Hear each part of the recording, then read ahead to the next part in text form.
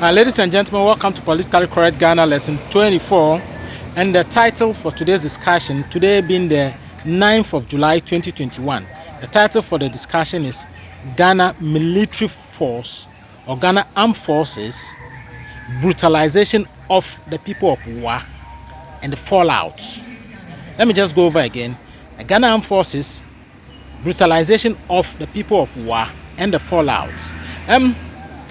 Just some few days ago, on the 1st of July, it was reported that the Ghana Armed Forces, a group of them, the military men or the soldiers, went to town in Wa in Upper West region in Ghana or Upper region in Ghana, and they went beating civilians, just picked them up and beat them because they believed that one of them had taken or stolen the mobile phone of a military officer.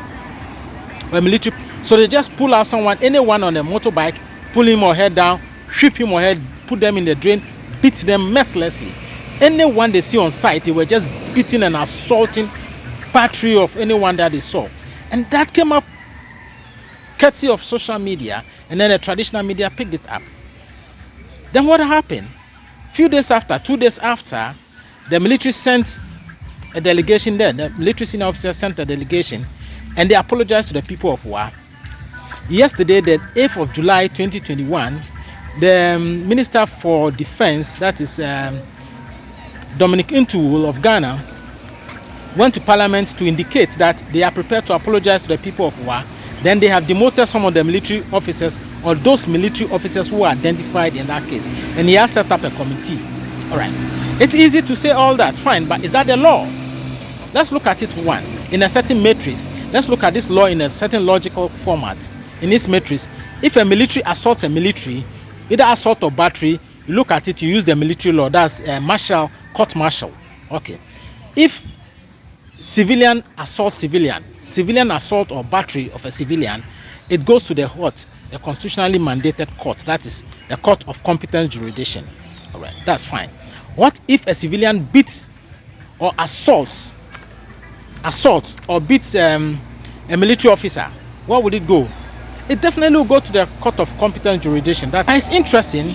Over there in that court, if it's established that the civilian actually assaulted, either assault and battery on the military officer or the security officer, that individual or civilian will go into jail for a period and a fine. That is the penalty. It's a jail and a fine. And then the military officer or the security officer who has been assaulted or battered will then be compensated. Okay, that's the third quadrant. Look at the fourth quadrant of the matrix. Let's take it slowly. If a military officer assaults and batters a civilian, then the military picks it up that they want to investigate. The court martial them. What kind of justice is that? Meanwhile, the first part of it is that the military court martial cannot try a civilian. So then why should a military assault and batter a civilian and the case must be tried at the court martial? It has to be tried at the court of competent jurisdiction where the constitution takes precedence over all other laws in the country. So this particular case of the Wa soldiers in Wa or Upper West region or Upper region of the Ghana Armed Forces who went to assault civilians in Wa, that case must go straight to the court of competent jurisdiction and not the court martial. Because if it goes to court martial, now how do you determine the compensation for the individuals who were assaulted? Then the defense minister comes and says you compensate. How do you know what compensation is? These relativities must stop in the country because it doesn't bring about fairness. When we talk of fairness, we have to be fair to all manner of persons, irrespective of whether the person is a military officer or is a civilian. Look at the quadrant again. I am not comfortable with this quadrant of justice. One, if military assaults military or batters military, it's tried at court martial. If second quadrant is this, if civilian assaults civilian, it's tried at the court of competent jurisdiction. That's the constitutional court. Okay, so that's fine. If a civilian assaults a military officer, that's also tried at the court of competent jurisdiction. That's the constitutional determined court. And there, the one who assaults the other is either jailed or fined, or jailed and fined.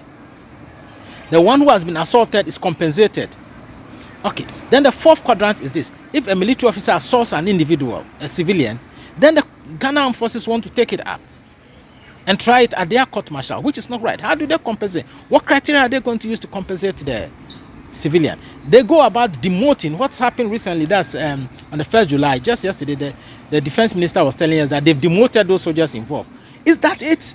When civilian does the same thing, they get jailed and fined. And you military officers do it and you get demoted. And that is the justice you're talking about. I'm sorry, that is not fairness. Please, the Ghana Armed Forces, run your men through the court of competent jurisdiction. If they have to go to jail, they have to go. If they have to pay a fine, they have to pay a fine. If it's both, they have to. That way, we bring discipline into the society. Thank you. The name is H. Kwame Afaglo.